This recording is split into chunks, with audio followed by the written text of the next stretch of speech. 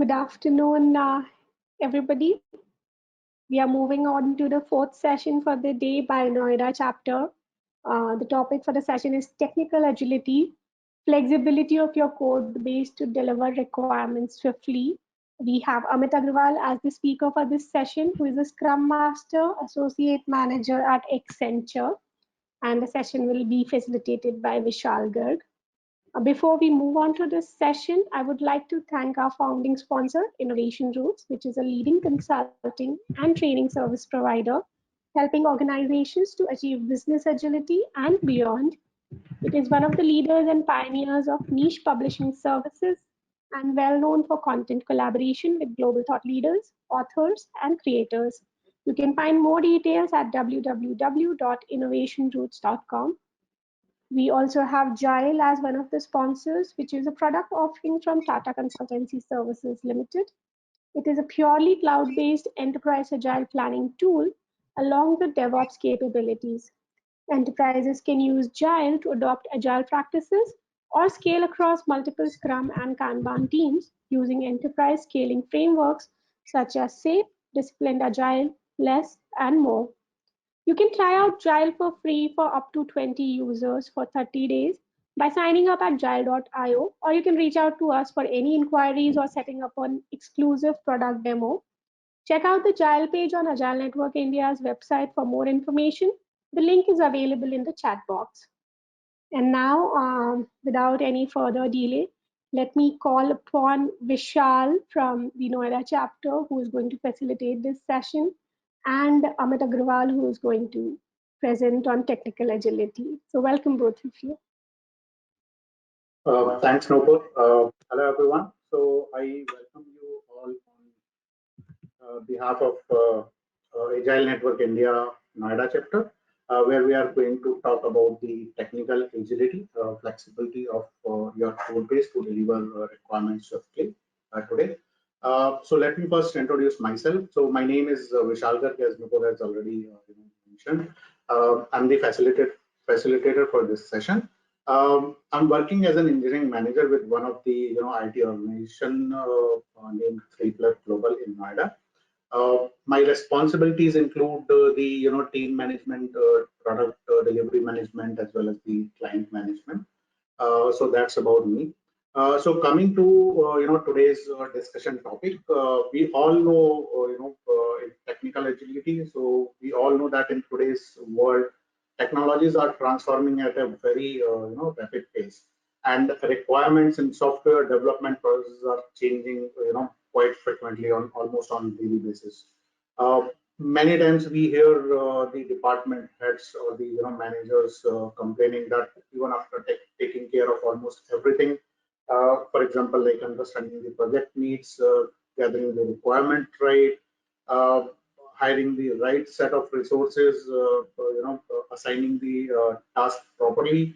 Even then, they are facing some kind of challenges. The organization struggles to achieve the business agility due to multiple kind of limitations in the product development and delivery processes. Now, these limitations which the organizations face, it may be due to multiple reasons, like the products are some legacy product, the development language that they are using are the old ones, or maybe the environment that they are using are the non-scalable kind of environments. Now, these limitations arise due to the lack of technical agility, right? So although we have adopted agile and lean principles to curb these kind of challenges, yet the organizations are still struggling, and we'll try to find out today what is technical agility and how it can help us, overcoming these kind of challenges. So on that note, we have our today's speaker to share the best practices and his real life experience with us on technical agility.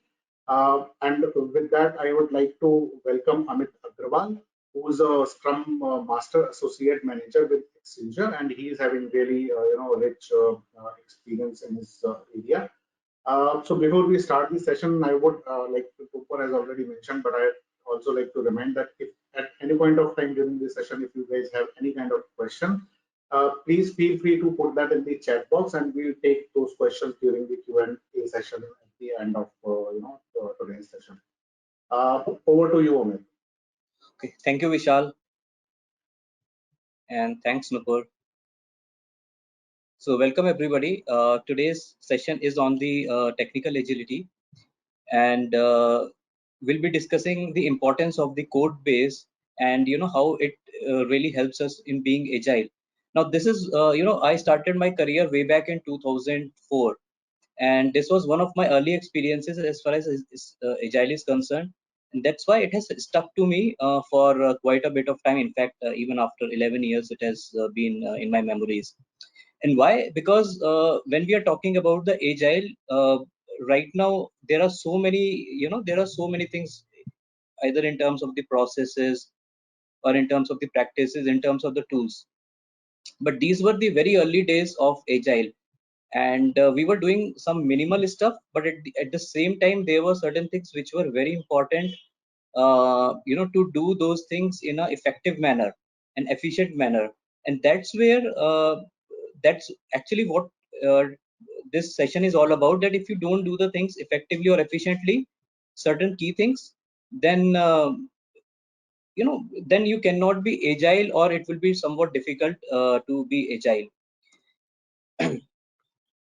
So there are primarily three takeaways to from this whole session. One of them is that I mean, in terms of my experience, I've tried to differentiate the two things.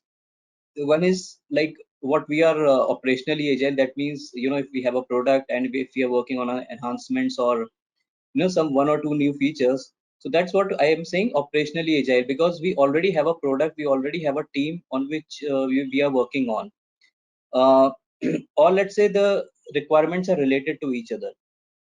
That's what I'm calling as operationally agile.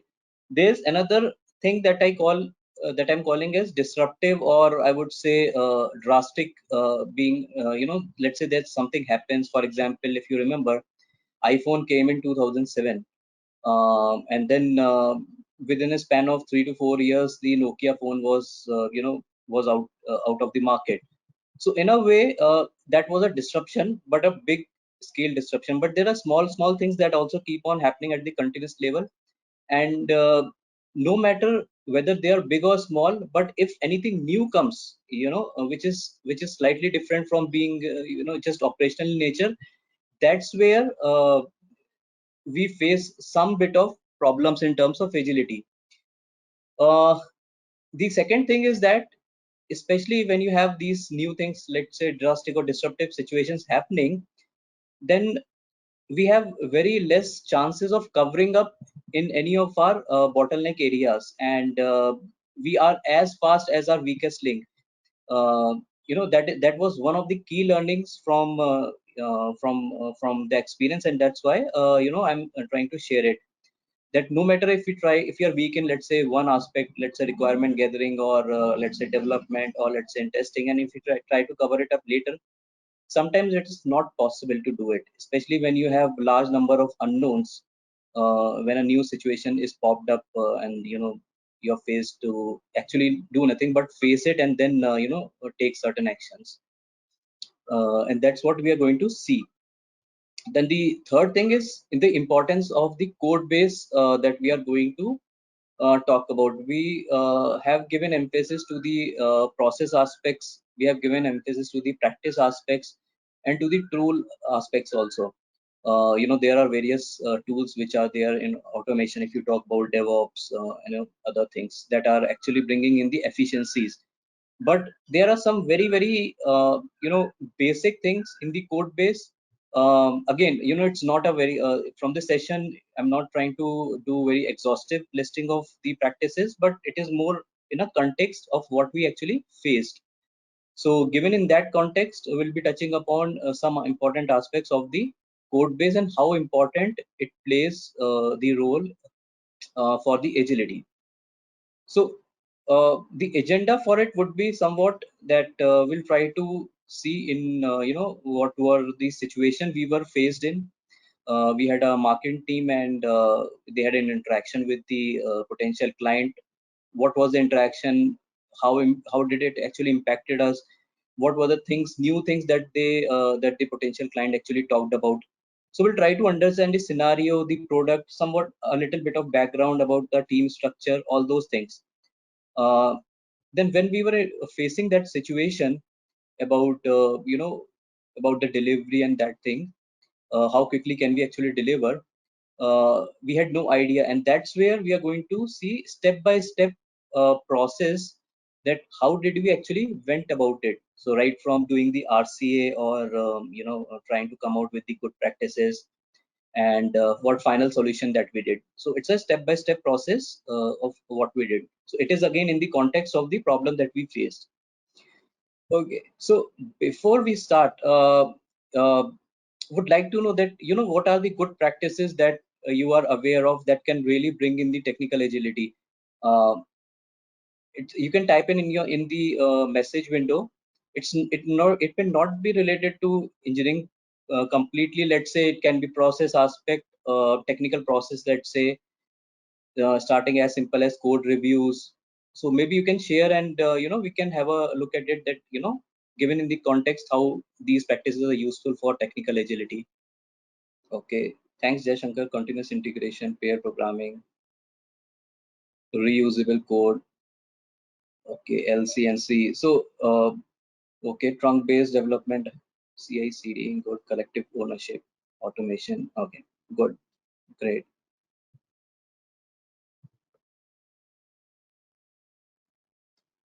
Thank you guys for sharing it. These are the ones that are yes. Thank Priyank for ATDD, unit test automation. Right. Thank you. So these are the points that we generally talk about when we are thinking of the best practices that really help us to do the things in an effective and efficient manner that actually brings in your technical agility. So let's move slightly ahead in terms of that. What was the context in which thank you Prashant for the technical debt, reducing technical debt.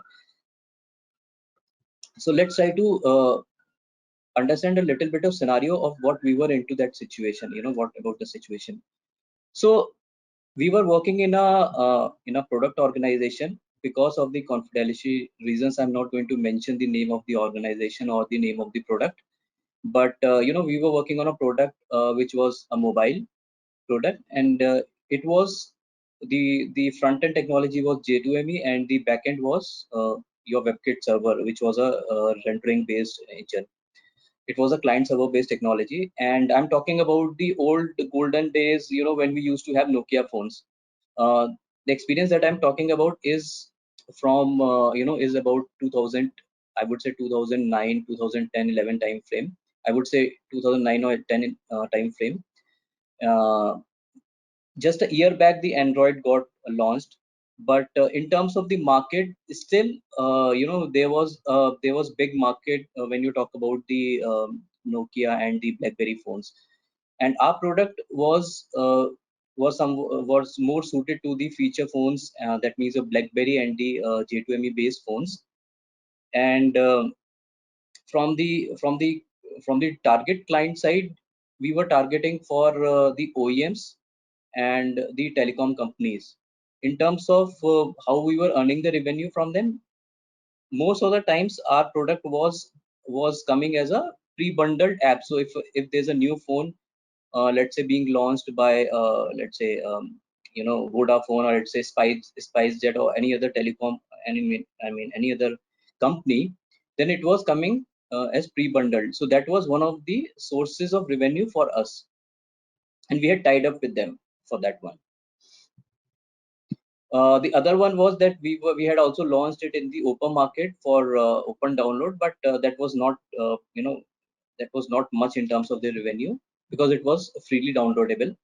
But the primary source of revenue was the telecom companies and your OEMs, where it was coming as a pre-bundled thing. Then in terms of the team structure, if I talk about the company, our company size was very small. At least if I talk about in India, it was around 30-35 members overall.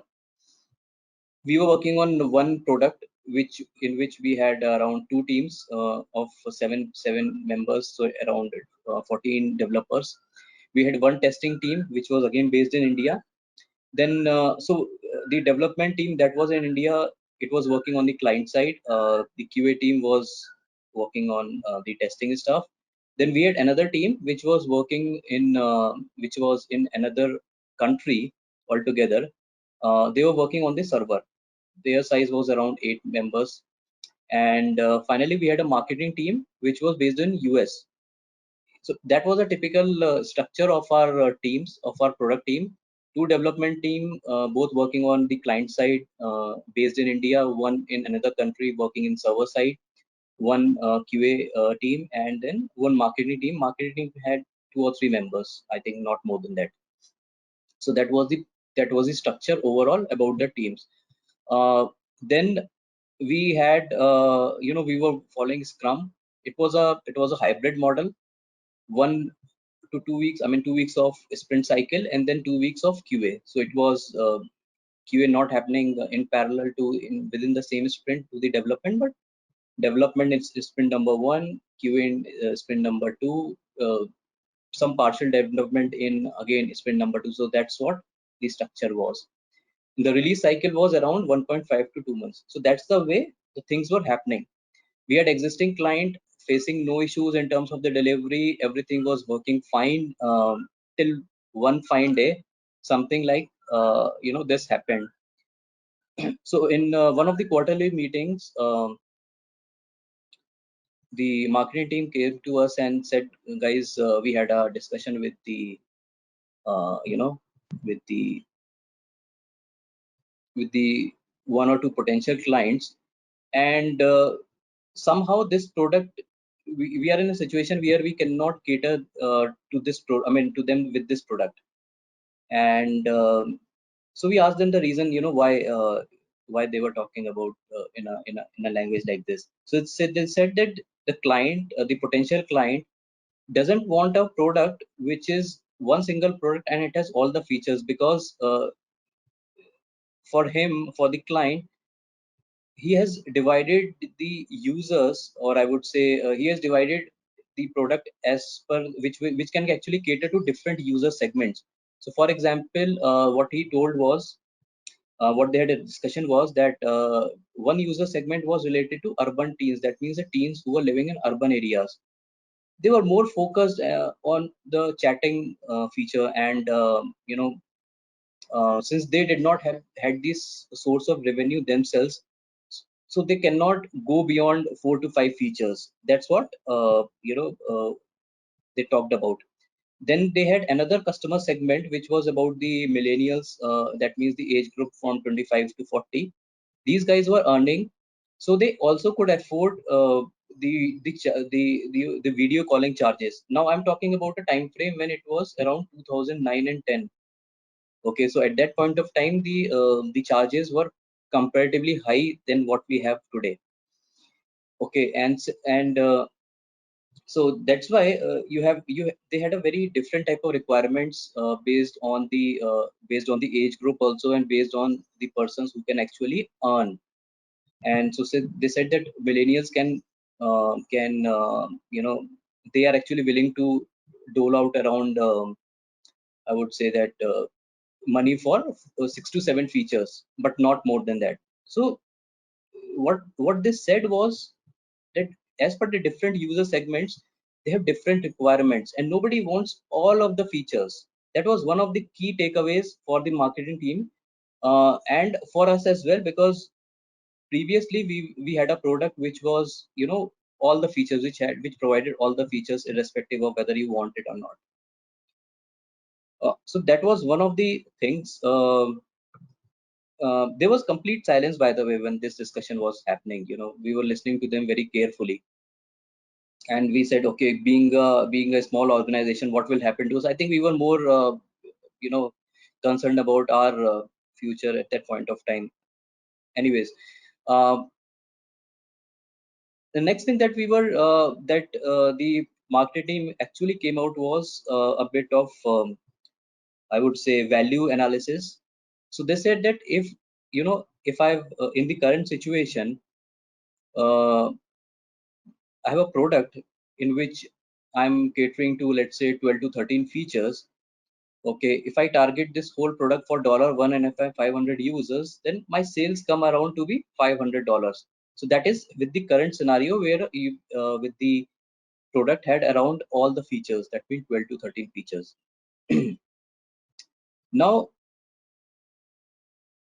post post discussion when they had with this potential client, what they said was, if the customer segment one, they want 2 or 3 features or maybe 4 or 5 features, um, we cannot price them as we cannot price them as per the $1 which we were doing it earlier, because they are not no longer using all the features.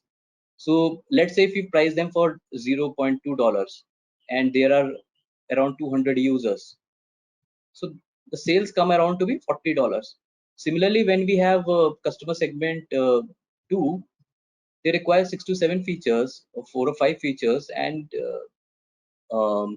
we cannot again price for $1. We will price it somewhat lesser, and this comes around, depending on the number of users this customer segment has, around $200. So this sales, overall sales, are coming around $240, which is very, very less as compared to your $500 which was happening earlier. So that was a bit of downside for the marketing team, but the upside was that there were more potential clients which were willing to go for this configurable type of product based on the different type of customer segments. So that was the motivation factor, that was the primary driving factor for the marketing team actually going ahead and coming out with this problem statement, that what should we be doing next and how we should be proceeding. So marketing team actually came to us and said that how quickly can you actually deliver it.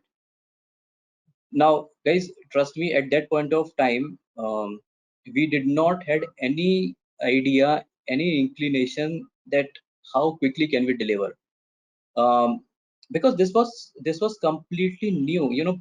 Previously our product was one product in which different features are fit into each other. If any new feature used to come, we just used to somehow make it mix with the code, or do the stuff within the classes and deliver it. So that's what we were doing it. But this was a completely new requirement for us. It require functionally it won't change. If you talk about this requirement, functionally there was nothing that was changing. What they were asking was to make the product configurable, but again, to make this product configurable, we had to change the whole of the code base. That was a bit of an ask which was required from the development team. uh, Delivery wise, I would say that we could still deliver it because we had the best of the engineers and the QA team, and I mean the collaboration was happening among them. But it was our inability to not be able to predict that by when we'll be able to deliver it, and that was something which was becoming a bit of I would say, um, I mean, I won't use the term that we were not agile or something like that, but I would say that it was our inability that we were simply not able to predict that by when we will be able to deliver it. And it was a big question mark, by the way, on us at that point of time. So given this context, guys, how would you like to proceed? I mean, what do you think that we should have done, or we should be doing, or what you should have done given this type of scenario you have? Any idea, any thoughts?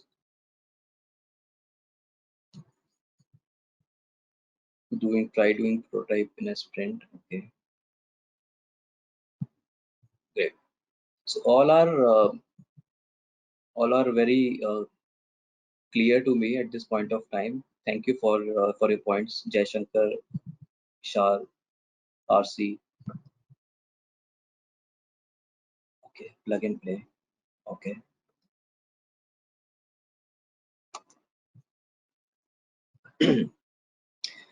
So coming back to this slide, the first thing that we tried was feature toggles and feature flippers. Those are the same things, by the way. And we tried it for one sprint, and later we realized that our code base was, it was not working.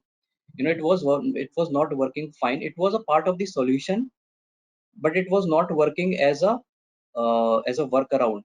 We wanted to do as a workaround. Okay, since our release cycle was around 1.52 months, so we just wanted to do some fix, and okay, let's say that we will be able to deliver it. But it did not work out that way. Why? We'll see the reason.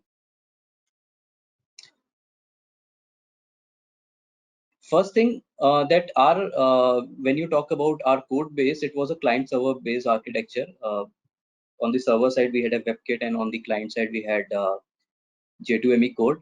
Again, but if we really look at the code at the front end, that means on the phones, they were different. The business logic, that means supposedly if I have to if I if I if I have to, let's say, publish a list of my favorites, let's say in a browser, if I have a list of favorites and I have to put them in an alphabetical order, or let's say in any other order, I need some amount of logic. So that I'm calling as a backend logic. Okay, so a small piece of business logic, let's say. Front end is primarily responsible for your for your UI and database access layer. So in case if you are talking to the J2ME DB, that is I'm calling as database access layer. Now the problem was in our code base that all those layers were somehow overlapping. I mean, even though there should be a clean distinction between what's the front end, what's the back end, and what's the database access layer, but the classes had all of these things overlapping with each other, and that was, it was making the things clumsy. As far as the code base was concerned, it was very, very clumsy. And that was the reason that why we were not able to implement a feature toggle as a workaround at that point of time, because almost in every line of code, it was telling it was just doing too many stuff, or maybe if we change one line of code, it will result in breaking any other functionality. So that was a sort of thing, that was the code base that we had. If I go into the other things, that was the code was tightly coupled, and they were overlapping boundary that I'm talking about. Now in terms of the let's say that how much or what should we be saying that our code base was tightly coupled, let's try to get into slightly more detail. Now I would, if I can remember it correctly, it was around that on an average there were one class was referring around 7 to 8 other classes. Now this is something which means that our code was highly tightly coupled, because, or it's an average, by the way, it might be less than 8 or it might be greater than 8 as well, but it was something around 8. Ideally it should be around 4 to 5, but that was just way too high, in terms of in terms it doesn't mean that we were not doing the code reviews, guys, by the way. When I'm saying that our code was tightly coupled, and when we are going to discuss on these points, it doesn't mean that we were not doing the code reviews. We were doing it, in fact, but the problem was that the emphasis on delivering more and more features was somewhere more, and so somewhere down the line these points were missed out, even though we were aware of it, till finally it came out as a requirement itself to make the things configurable. That's where we started to look back at again. Okay, so the other important point was classes could sometimes in terms of the private and public variables and functions, I think we did not did too much of homework in what should be public and private. There were violations of encapsulation. It was like an open code. If I feel it should be a public variable, I just made it. no questions asked and nothing of that sort of happened. Why you have made it public? Why you have made it private? So there was not well thought of discussions as far as the encapsulation is concerned. What should be public and private? So each other classes were accessing each other variables and functions. That was a sort of thing happening. It was too much of interference uh, between each other. Then there were there were multi responsibility classes. That means um, some of the classes were doing too much of stuff. They were doing the business logic as well. They were trying to access the database as well. So all that sort of thing was happening. The other thing was they were around 3 to 4 key functionalities were actually using same set of classes. So that means same set of classes were being used to implement different set of functionalities.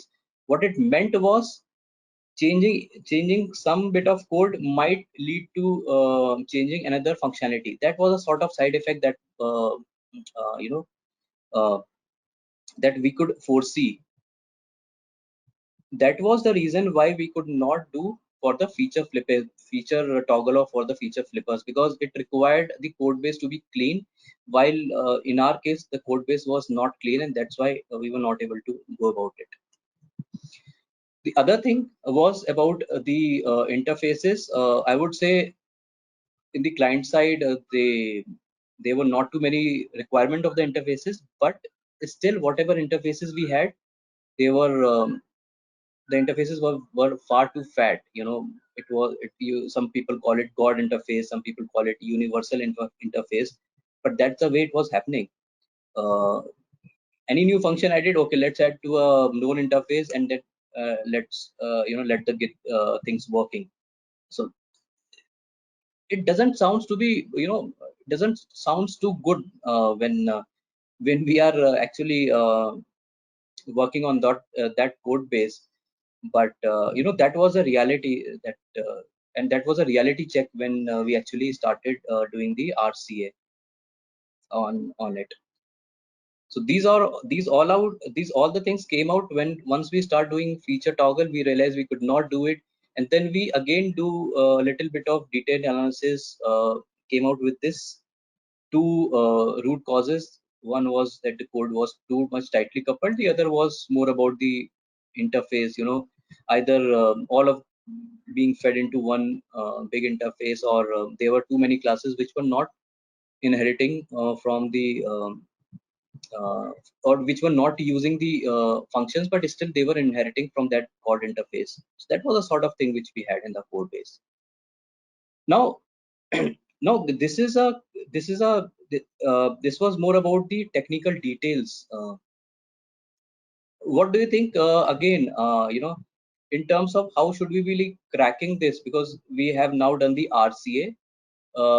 We know that we had a tightly coupled code, and how do you think the development team actually should proceed next or ahead, given they have done this bit of RCA on the technical and the design side? Component based design, okay.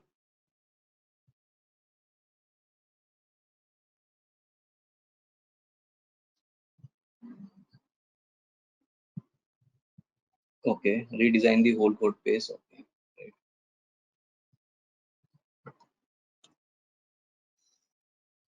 Okay, so not all the things were lost at that point of time. You always find happiness, or you always find positive things even in the most of the negative things. Uh, Similarly, there were one or two practices that we were doing good. I won't say that we were doing it up to the optimal point, but one of the things was that the marketing team, the testers, and the developers were actually discussing the requirements right from the beginning. And one important thing is that I'm not talking from the process perspective here, but we were a small organization, so we had almost no bandwidth, or no leeway to actually say that, okay, I had a different requirement, I had a different understanding, and developer or a tester had a different understanding. We did not had amount that sort of leeway. It was like a requirement has come, and you guys have to understand it, start implementing, and you also have to start testing and write the test scenarios for it. So it was right from day one.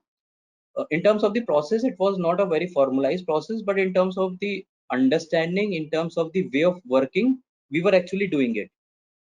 Simply because we were a small organization, we could not afford to actually have bugs at the later stage. That was a sort of setup we were in.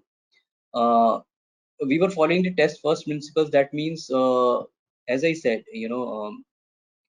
if sprint 2 was about development, let's say sprint 1 was about writing the test cases and giving having a sort of discussion between the developers and testers, and then sprint 3 it was followed by the testing. So that was the way it was happening.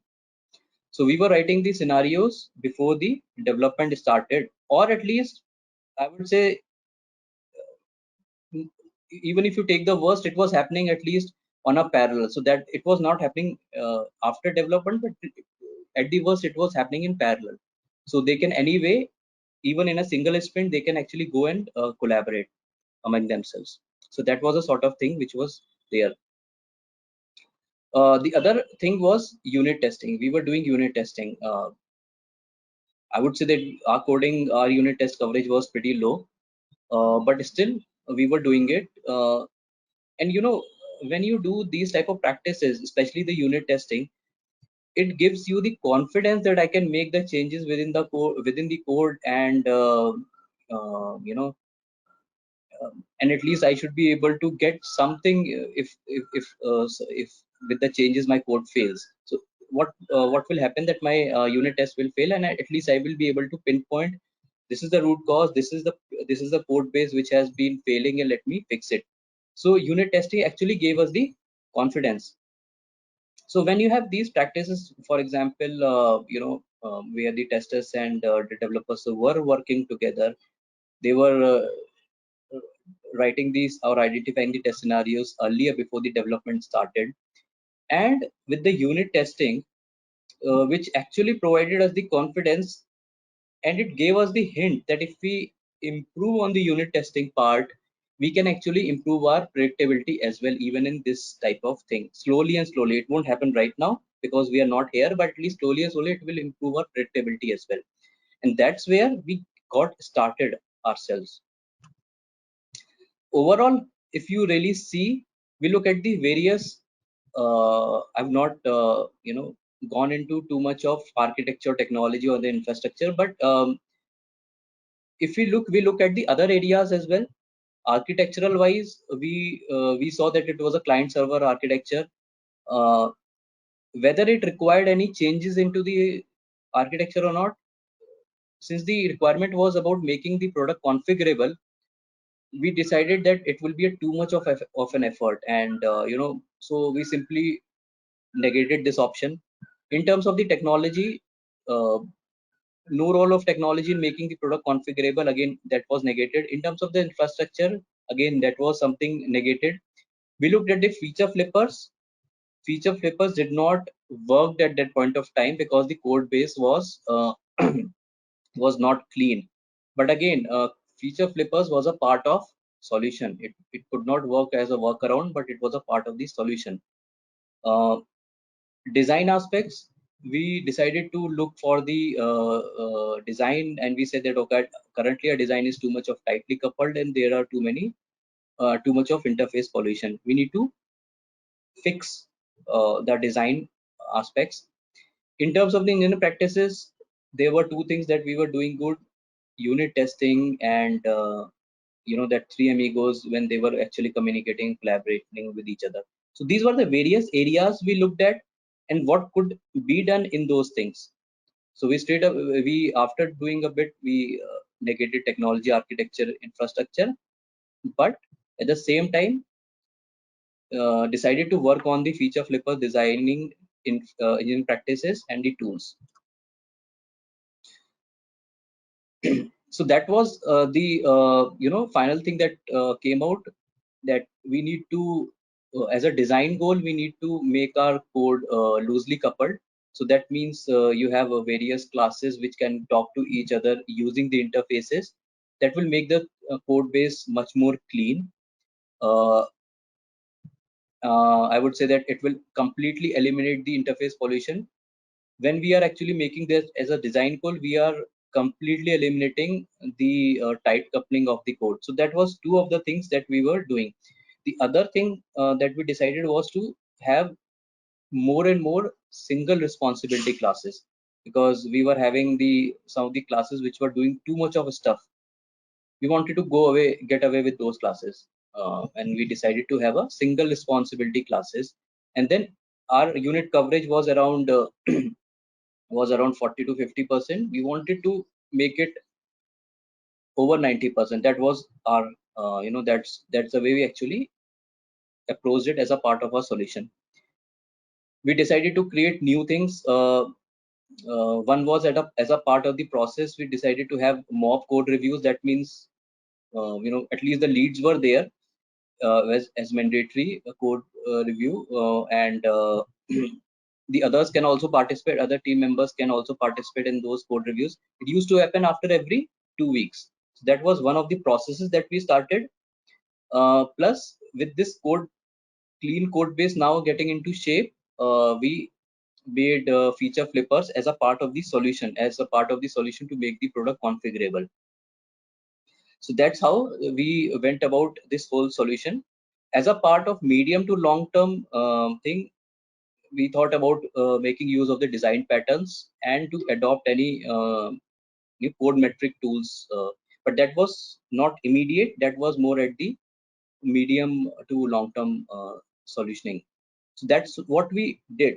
When we started to improve our code base and improve our code coverage, make the things more loosely coupled, that's where we finally improved our predictability as well, and we were able to deliver our solution or this product in a span of 4.5 months. We gave them the timeline of around 4 months, uh, but we were able to deliver it in 4.5. So that means there was 1 week extra that we took, but were able to do it. So that's the way this journey was all about, because it was a very simple thing that, guys, we have a product and I want to make it configurable. It seems to be okay. So coming to the point, coming to this, just before we complete the deck,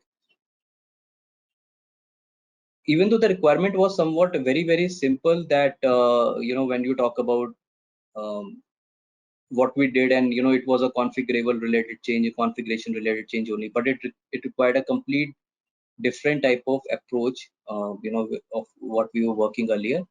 And when you talk about agile, it was something new to us at that point of time, and it takes a bit of time if something of this sort happens. So in those situations, your code base has to be very strong, I would say robust, needs to be flexible in order you to be delivering the agile solutions.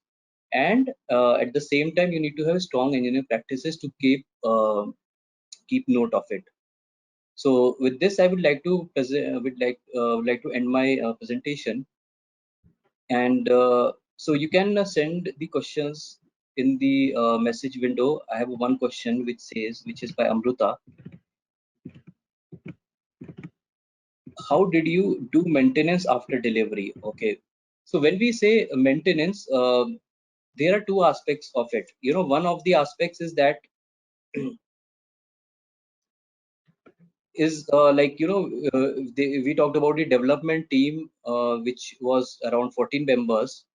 So we had already had some existing clients. Now when this configurable product was rolled out to the existing to one of the new clients, that's when we siphoned off the current team. uh, it was around I would say 10 members were working on the new features, subsequently features, while 4 members were siphoned off.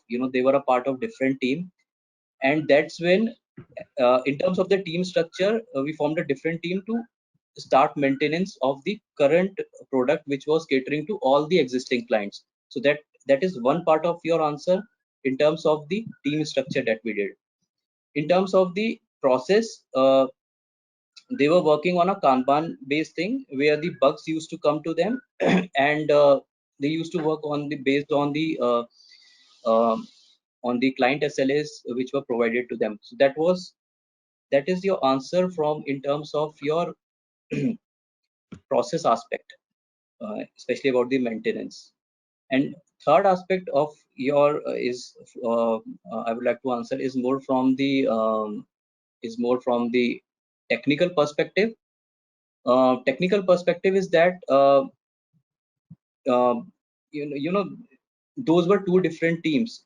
I mean, I would say that at that point of time, the maintenance team and the technical team, that means the new feature team, those were two different teams. They used to be handoffs associated between them, and with these handoffs, the handoffs used to happen around with almost I would say frequently with every feature. And once the handoff used to get completed, that's where your maintenance team used to work directly or with the code base. But that was a whole setup, that was a whole structure which was later divided based on the once we had this type of experience. That answers it. Thanks, Amit, for sharing your experience with all of us, and that was really a wonderful session. I hope like we all were benefited of this session. Thank you. Thank you. It was a great Uh, session, and thank you, Vishal, to you as well for the facilitation of this session.